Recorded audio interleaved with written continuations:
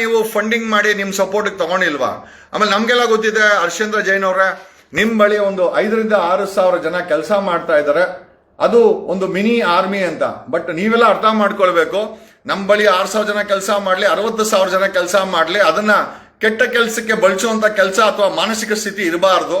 ನಿಮ್ ಬಳಿ ಆ ರೀತಿ ಮನಸ್ಥಿತಿ, ಯಾಕಂದ್ರೆ ನೆನೆ ನೋಡಿ, ನಿಮ್ಮ ಸಪೋರ್ಟ್ ಇಲ್ಲದೆ ಆ ಯೂಟ್ಯೂಬರ್ಸ್ಗೆ ಹೊಡಿಲಿಕ್ಕೆ ಏನ್ ಸಾಧ್ಯ? ಆಮೇಲೆ ನಿಮಗೆ ಗೊತ್ತಾಗಿದೆ, ನಿಮ್ಮ ಯಾವುದೇ ಕಾರ್ಡು ವರ್ಕ್ ಆಗ್ತಾ ಇಲ್ಲ, ಎಲ್ಲಾ ಕಾರ್ಡು ಕೂಡ ನಿಷ್ಕ್ರಿಯ ಆಗ್ತಾ ಇದೆ. ಅದು ಹಣ ಆಗಿರ್ಬೋದು, ನಿಮ್ಮ ಅಧಿಕಾರ ಆಗಿರ್ಬೋದು, ನಿಮಗೆ ಕೊಟ್ಟಂತ ಮೂರು ಪಾರ್ಟಿಯವರು, JDS, BJP, ಕಾಂಗ್ರೆಸ್ ಕೊಟ್ಟಂತ ಸಪೋರ್ಟ್ ಆಗಿರ್ಬೋದು, ನಿಮ್ಗೆ ಯಾವುದು ಕೂಡ ಇವತ್ತು ನಿಲ್ತಾ ಇಲ್ಲ. ಸೊ ನಾನು ಹೇಳೋದೇನು ಅಂತಂದ್ರೆ, ನೀವು ಯಾಕೆ ಈ ಒಂದು SIT ತನಿಖೆಗೆ ಸಹಾಯ ಯಾಕೆ ಮಾಡಬಾರ್ದು? ಪದೇ ಯಾಕೆ ಹೈಕೋರ್ಟ್ಗೆ ಹೋಗಿ, ಕೋರ್ಟ್ಗೆ ಹೋಗಿ ಎಕ್ಸ್ಪಾರ್ಟಿ ತಗೊಂಬರೋದು, ಎಕ್ಸ್ಪಾರ್ಟಿ ಆರ್ಡರ್ ತಗೊಳ್ಳೋದು, ಆಮೇಲೆ ನಿಮ್ಮದೇ ಆದಂತ ಕಾಲೇಜಲ್ಲಿ ಓದಂತ ಅಡ್ವೊಕೇಟು ಮತ್ತೆ ಲಾ ಸ್ಟೂಡೆಂಟ್ ಹತ್ರ ಜಡ್ಜ್ ಆಗಿದ್ದಾರೆ, ಅವ್ರ ಹತ್ರ ಹೋಗಿ ಫೇವರಬಲ್ ಆರ್ಡರ್ ತಗೊಳೋದು ಎಕ್ಸ್ಪಾರ್ಟಿಯನ್ನ. ತದನಂತರ ಹೈಕೋರ್ಟ್ ಅದನ್ನ ಕಿತ್ತು ಬಿಸಾಕ್ತು. ಸುಪ್ರೀಂ ಕೋರ್ಟ್ಗೆ ಹೋದ್ರೆ, ಹರ್ಷೇಂದ್ರ ಜೈನ್ ಅವರೇ ನಿಮಗೆ ಹಿನ್ನಡೆ ಆಗಿದೆ, ಸುಪ್ರೀಂ ಕೋರ್ಟ್ ಹೇಳ್ತು ನಿಮ್ಮ ಅಪೀಲ್ನ ನಾವು ತಗೊಳಲ್ಲ ಅಂತ. ಹರ್ಷೇಂದ್ರ ಜೈನ್ ಅವರೇ, ನಿಮಗೆ ತನಿಖೆಗೆ ಸಹಮತ ಕೊಟ್ಟು ನೀವು ಸಹಾಯ ಮಾಡಕ್ಕೆ ಏನ್ ಪ್ರಾಬ್ಲಮ್ ಇದೆ? ಯಾಕೆ ನೀವು ತನಿಖೆಗೆ ಸಹಾಯ ಮಾಡಬಾರ್ದು? ಹರ್ಷೇಂದ್ರ ಜೈನ್ ಅವರೇ, ಯಾಕೆ ಪದೇ ಯಾಕೆ ಧರ್ಮಸ್ಥಳ ಏನು ಯಾರಪ್ಪನ ಆಸ್ತಿ? ಧರ್ಮಸ್ಥಳ ದೈವ ಮಂಜುನಾಥನ ಆಸ್ತಿ.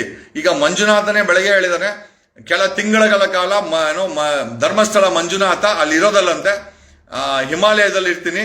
ಈ ಎಲ್ಲ ಏನು ಕೊಲೆಗಳಿಗೇನಿದೆ ಇದಕ್ಕೆ ನ್ಯಾಯ ಸಿಕ್ಕದ ಮೇಲೆ ಒಂದು ಸಮಯದಲ್ಲಿ ವಾಪಸ್ ಬರ್ತಾರಂತೆ. ಈಗ ಧರ್ಮಸ್ಥಳ ಮಂಜುನಾಥನಿಗೇನೆ ಬೇಜಾರಾಗಿದೆ, ಅವರು ಹಿಮಾಲಯಕ್ಕೆ ಹೋಗಿದ್ದಾರೆ. ಇಂಥ ಸಮಯದಲ್ಲಿ ನೀವುಗಳು ಹರ್ಷೇಂದ್ರ ಜೈನ್ ಅವರೇ, ನೀವು ನಿಮ್ಮ ಅಣ್ಣ, ನಿಮ್ಮ ಕುಟುಂಬ SIT ತನಿಖೆಗೆ ಯಾಕೆ ಸಹಾಯ ಮಾಡಬಾರ್ದು? ಅದು ಬಿಟ್ಟು ಆಟೋ ಹುಡುಗರನ್ನ ಬಿಟ್ಟು ಗಲಾಟೆ ಮಾಡಿಸೋದು ಯೂಟ್ಯೂಬರ್ಸ್ ಮೇಲೆ, ಮತ್ತೆ ಸಿಟಿ ಸಿವಿಲ್ ಕೋರ್ಟಲ್ಲಿ ಹೋಗಿ ಸುಮ್ಮನೆ ಎಕ್ಸ್ಪಾರ್ಟಿ ಆರ್ಡರ್ ತರೋದು, ಗ್ಯಾಗ್ ಆರ್ಡರ್ ತರೋದು, ಸ್ಟೇ ತರೋದು. ಈಗ ಹೈಕೋರ್ಟ್ ನಿಮಗೆ ನಿರಾಕರಣೆ ಮಾಡಿದೆ, ಸುಪ್ರೀಂ ಕೋರ್ಟ್ ಕೂಡ ನಿಮ್ಮ ಕೈಯನ್ನು ಹಿಡಿಲ್ಲ. ಇದೆಲ್ಲ ಏನ್ ಅನ್ಸುತ್ತೆ ಅಂತಂದ್ರೆ, ನೀವು ತಪ್ಪು ಮಾಡ್ತಾ ಇದ್ದೀರ ಅಂತ ಅನ್ಸಲ್ವಾ ನಿಮ್ಗೆ? ಆಮೇಲೆ ದೇಶದ ಸಂವಿಧಾನ ಮತ್ತೆ ಕಾನೂನಿಗಿಂತ ಹರ್ಷೇಂದ್ರ ಜೈನ್ ಮತ್ತೆ ವೀರೇಂದ್ರ ಜೈನ್ ಅವರು ದೊಡ್ಡವರ? ದೈವನೇ ಇವತ್ತು ಧರ್ಮಸ್ಥಳ ಬಿಟ್ಟು ನಾನು ಹಿಮಾಲಯಕ್ಕೆ ಹೋಗ್ತಾ ಇದ್ದೀನಿ ಅಂತೇಳಿ ಧರ್ಮಸ್ಥಳ ಮಂಜುನಾಥನೇ ಬಂದು ನನ್ನ ಧ್ಯಾನದಲ್ಲಿ ಹೇಳ್ದ. ಈಗ ಪ್ರಶ್ನೆ ಏನಪ್ಪಾ ಅಂತಂದ್ರೆ, ಯಾವ ಮಂಜುನಾಥನ ಬಗ್ಗೆ ನೀವು ಕೇಳ್ತಾ ಇದ್ದೀರೋ ಅದೇ ಮಂಜುನಾಥನೇ ಹೇಳಿದಾನೆ, ಈ ಕೊಲೆಗಳಿಗೆ, ಈ ಅತ್ಯಾಚಾರಗಳಿಗೆ ನ್ಯಾಯ ಸಿಗಲೇಬೇಕು ಅಂತ. ಸಿಗಬೇಕಾದ್ದು ಸಿಕ್ಕೇ ಸಿಗುತ್ತೆ, ಯಾಕಂದ್ರೆ ಹೋರಾಟದ ತೀವ್ರತೆಯನ್ನು ನಾವು ಆ ರೀತಿ ಮಡಗಿದೀವಿ. ಒಂದೇ ಒಂದು ಹರ್ಷೇಂದ್ರ ಜೈನ್ ಅವರೇ, ಸ್ಕ್ಯಾನಿಂಗ್ ಮಾಡಿ 3,500 ಎಕರೆನೂ ಕೂಡ ಸ್ಕ್ಯಾನ್ ಮಾಡಿಸ್ತೇವೆ. ಇಲ್ಲಿವರೆಗೂ ಬಂದಿದ್ದೇವೆ ಅಂತಂದ್ರೆ ಖಂಡಿತವಾಗಿ ಆ ಧರ್ಮಸ್ಥಳದ ಸುತ್ತಮುತ್ತ 3,500 ಎಕರೆ ಏನಿದೆ ಅದನ್ನು ಸ್ಕ್ಯಾನ್ ಮಾಡಿಸ್ತೇವೆ.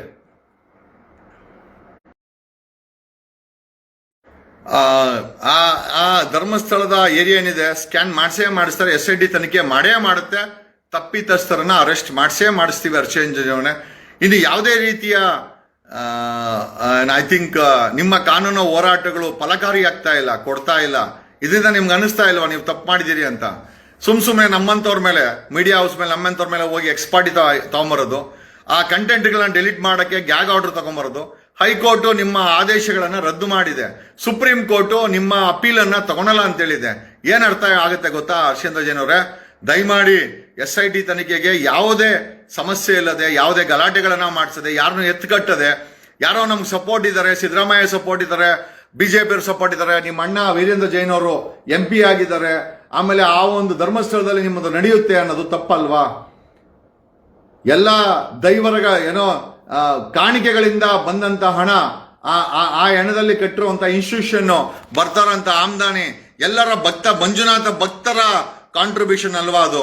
ಅದನ್ನ ಅವರ ಒಳ್ಳೇದಕ್ಕಾಗಿ ಬರೆಸ್ಬೋದಾಗಿತ್ತಲ್ವಾ ನೀವು? ಅದನ್ನ ಬಿಟ್ಟು ಅದಕ್ಕೊಂದು ಟ್ರಸ್ಟ್ ಮಾಡಿಕೊಂಡು ವೀರೇಂದ್ರ ಜೈನ್ ಅವರು ಯಜಮಾನರಾಗಿ ಕೂತಿದಾರಲ್ಲ.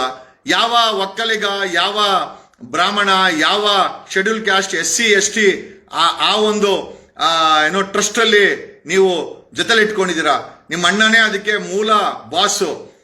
ನೀವು ಹಿಂದೂ ದೇವಸ್ಥಾನದಿಂದ ಬರ್ತಾ ಇರೋಂಥ ಆಮ್ದಾನಿಗೆ ಅಟ್ಲೀಸ್ಟ್ ಆ ಟ್ರಸ್ಟ್ ಅಲ್ಲಿ schedule caste, schedule tribe, Vokkaliga, ಬ್ರಾಹ್ಮಣ, ಲಿಂಗಾಯತ ಮತ್ತೆ ಅನ್ಯ ನಮ್ಮ ಹಿಂದೂ ಧರ್ಮದಲ್ಲಿ ಸಾಕಷ್ಟು ಜಾತಿಗಳಿದೆ.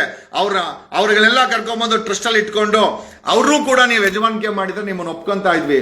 ನಿಮಗೆ ಅಲ್ಲಿನ ಒಂದು ಮಂಜುನಾಥನ ದೇವಸ್ಥಾನ ನೀವು ಯಾರು ಪೂಜೆ ಮಾಡ್ತಾ ಇಲ್ಲ.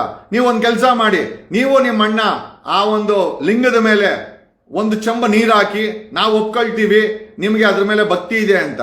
I don't think so. ನಿಮಗೆ ಭಕ್ತಿ ಅಲ್ಲ, ನಿಮಗೆ ಆಡಳಿತ ಮಾಡ್ತಾ ಇದ್ದೀರಾ. ನಿಮ್ಮ ಭಕ್ತಿ ಏನಿದ್ರು ಮಹಾವೀರನ ಮೇಲೆ, ಯಾಕಂದ್ರೆ ನೀವು ಜೈನರಾಗಿದ್ದೀರಾ. ನಮ್ಗೇನು ಅದರಲ್ಲಿ ಎರಡನೇ ಮಾತೇ ಅಲ್ಲ. ಬಟ್ ಪ್ರಶ್ನೆ ಏನಪ್ಪ ಅಂತಂದ್ರೆ, ನಾವು ಹಿಂದೂಗಳಾಗಿ ಒಬ್ಬ ಜೈನರು ಯಾಕೆ ಆ ಧರ್ಮಸ್ಥಳದಲ್ಲಿ ಆಡಳಿತ ಮಾಡಬೇಕು? ನಮ್ಮ ಹಿಂದೂ ಹೆಣ್ಮಕ್ಳು ಅಲ್ಲಿ ಕೊಲೆಯಾಗಿ ಅತ್ಯಾಚಾರ ಆಗಿ ಸತ್ರೆ ನಾವು ಪ್ರಶ್ನೆ ಮಾಡಿದ್ರೆ, SIT ನ ಫಾರ್ಮ್ ಮಾಡಿದ್ರೆ, ತನಿಖೆ ಮಾಡಿಸಿದ್ರೆ ಅದನ್ನ ಅಪಪ್ರಚಾರ ಅಂತ ಹೇಳಕ್ಕೆ ನಿಮಗೇನು ಅಧಿಕಾರ ಇದೆ? ಹರ್ಷೇಂದ್ರ ಜೈನ್ ಅವರೇ, ನಿಮ್ಮ ಅಣ್ಣ ವೀರೇಂದ್ರ ಜೈನ್ ಅವರೇ, ಈ ಮಾತುಗಳನ್ನ ಬಹಿರಂಗವಾಗಿ ನಿಮ್ಮನ್ನ ಕೇಳ್ತಾರ ಕಾರಣ ಏನಕ್ಕೆ ಅಂತಂದ್ರೆ, ಇಲ್ಲಿವರೆಗೂ ನಡೆದಂತ ಉಚ್ಚಾಟ ಇದೆಯಲ್ಲ, ಅದಕ್ಕೆಲ್ಲ ಕಾನೂನು ರೀತಿಯಲ್ಲೂ ಕೂಡ ನಿಮ್ಗೆ ಹಿನ್ನಡೆ ಆಗಿದೆ, ಸಾಮಾಜಿಕವಾಗಿ ಹಿನ್ನಡೆ ಆಗಿದೆ. ಒಂದು 60 ಜನ ಗುಂಪುಗಳನ್ನ ನೀವು ಬಿಟ್ಟು ಗಲಾಟೆ ಮಾಡಿಸೋದು ನಿಮ್ಮ ಮರ್ಯಾದೆಗೆ ಕುತ್ತು ಬರುತ್ತದೆ. ದಯಮಾಡಿ SIT ತನಿಖೆಗೆ ಹರ್ಷೇಂದ್ರ ಜೈನ್ ಅವರೇ, ವೀರೇಂದ್ರ ಜೈನ್ ಅವರೇ ಸಹಕಾರ ಮಾಡಿ. ಸಾಧ್ಯವಾದ್ರೆ ಆ ಪದ್ಮವಿಭೂಷಣ ಕೊಟ್ಟಿರುವಂತ ಪ್ರಶಸ್ತಿಗಳನ್ನ ಸಂಬಂಧಪಟ್ಟಂತ ಪ್ರಾಧಿಕಾರಕ್ಕೆ ಸರೆಂಡರ್ ಮಾಡಿ.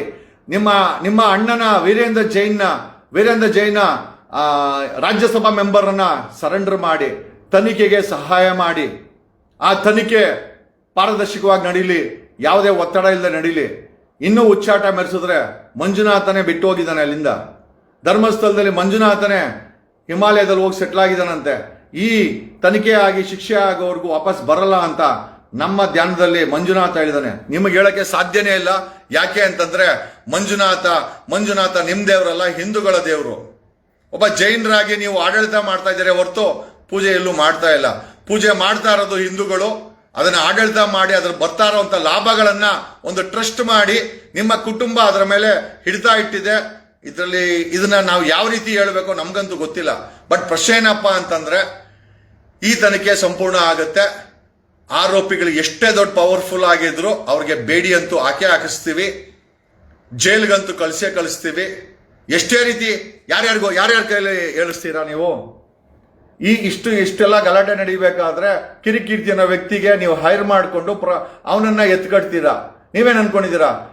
ನೀವ್ ಎತ್ಕಟ್ಟಿರುವಂತ ಕಿರಿಕೀರ್ತಿ ನೀವೇ ಎತ್ಕಟ್ಟಿರೋದು ನಮಗ್ ಗೊತ್ತಿಲ್ವಾ? 100% ನಮಗ್ ಗೊತ್ತು. ನೀವೇ ಕಿರಿಕೀರ್ತಿನ ಯೂಸ್ ಮಾಡ್ತಾ ಇರೋದು. ನಮ್ಗೆ ಇನ್ನೂ ಒಂದು ಗೊತ್ತು, ಪವರ್ ಟಿವಿ ರಾಕೇಶ್ ಶೆಟ್ಟಿನೂ ಅಷ್ಟೇ, ಹರ್ಷೇಂದ್ರ ಜೈನ್ ಅವರೇ, ನೀವು ಬಳಸ್ತಾ ಇದ್ದೀರಾ ನಿಮ್ಮ ಡಿಫೆನ್ಸ್ ಅಲ್ಲಿ. ಆ ಗಿಳಿಯಾರು ಕೂಡ ನಿಮ್ಮ ಗಿಳಿನೇ, ಅದಕ್ಕೆ ಒಂದಷ್ಟು ಹಾಕಿ ನೀವು ಅದನ್ನು ಕೂಡ ಬಳಸ್ತಾ ಇದ್ದೀರಾ. ಇದನ್ನ ಹೇಳಕ್ಕೆ ನನಗೆ ಯಾವುದೇ ರೀತಿಯ ಇದಿಲ್ಲ. ಜೊತೆಯಲ್ಲಿ ಆಪೋಸಿಷನ್ ಲೀಡರ್ ಆದಂತ ಅಶೋಕ್ ಅವ್ರ ಕೈಯಲ್ಲಿ ಸ್ಟೇಟ್ಮೆಂಟ್ ಕೊಡಿಸಿದ, ಅದು ಕೂಡ ನಿಮ್ಮದೇ ಆದಂತ ಪ್ಲಾನು. ನನಗೆ ಹೇಳಕ್ಕೆ ಏನು ಸಮಸ್ಯೆ ಇಲ್ಲ. ನಿಮ್ಮದೇ ಕಾಲೇಜಲ್ಲಿ ಓದಂತ ಲಾ ಸ್ಟೂಡೆಂಟು ಅವತ್ತು ನಿಮ್ಮದೇ ಫರ್ಮ್ ಕೆಲಸ ಮಾಡಿರುವಂತ ಜಡ್ಜ್ ರಾಯ್ ಅವ್ರ ಕೈಯಲ್ಲಿ ನಿಮಗೆ ಫೇವರಬಲ್ ಆರ್ಡರ್ ತಗೊಳ್ತೀರಾ. ನಾವು ಜುಡಿಷಿಯರಿ ಬಗ್ಗೆ ಕಮೆಂಟ್ ಮಾಡಕ್ ಹೋಗಲ್ಲ. ಬಟ್ ಒಂದಂತೂ ನಿಜ, ನೀವು ದಿಕ್ತಪ್ಪಿಸುವಂತ ಕೆಲಸ ಮಾಡಿದ್ವಿ. ತದನಂತರ ಹೈಕೋರ್ಟ್ ಅದನ್ನ ರದ್ದು ಮಾಡಿತು, ಸುಪ್ರೀಂ ಕೋರ್ಟ್ ನಿಮ್ಮ ಅಪೀಲನ್ನ ಡಿಸ್ಮಿಸ್ ಮಾಡಿದೆ.